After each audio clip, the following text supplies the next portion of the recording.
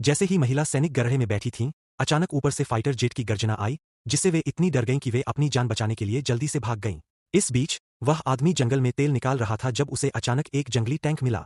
कुछ गड़बड़ होने का एहसास होने पर उसने तुरंत अपने टीम के साथियों को बताया कि पास में बड़ी संख्या में अमेरिकी सैनिक घात लगाए बैठे होंगे, इसलिए उसने जल्दी से कंपनी कमांडर को रिपोर्ट किया। हालांकि वे इससे निपटने के लिए तैयार थे, लेकिन अमेरिकी सैनिकों की ताकत उनसे कहीं ज्यादा थी और उन्होंने तेजी से जमीन पर बड़ी संख्या में मिसाइलें दाग दीं। पलक झपकते ही स्क्वाड बुरी तरह हार गया और कंपनी कमांडर भी मारा गया। इस भयानक झटके से स्क्वाड में बहुत कम सदस्य बचे। मदद देने के लिए पहुंची कियांगे यूनिट ने अपने मारे गए साथियों का बदला लेने की कसम खाई। तुरंत कैप्टन ने एक लड़ाई का प्लान बनाया और अपने साथियों को तय रास्ते पर आगे बढ़ने का निर्देश दिया। एक कीचड़ भरी नदी पार करने के बाद वे तेजी से ट्रेन स्टेशन पहुंच गए। उन्होंने सड़क किनारे झाड़ियों में दुश्मन के सप्लाई डिपो पर हमला किया। कियांगे और कैप्टन ने संतरी पर हमला किया, लेकिन जैसे ही वे सामान चुराने वाले थे, उन्हें गुजरते हुए अमेरिकी सैनिकों ने देख लिया। एक भयंकर लड़ाई शुरू हो गई। खुशकिस्मती से एक जरूरी मौके पर कियांगे ने कमांड रूम में एक ग्रेनेड फेंका, जिसे उनके टीम के साथी अंदर घुसकर दुश्मन को काबू में करने में कामयाब हो गए।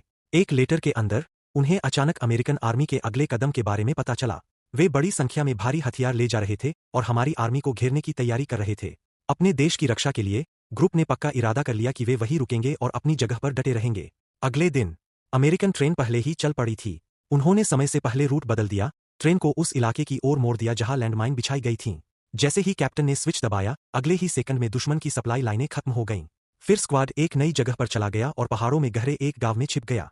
लेकिन जैसे ही ग्रुप आराम कर रहा था, उन्हें अमेरिकन सैनिक दिखे। इससे पहले कि वे भाग पाते, वे दुश्मन की आर्टिलरी फायर की चपेट में आ गए।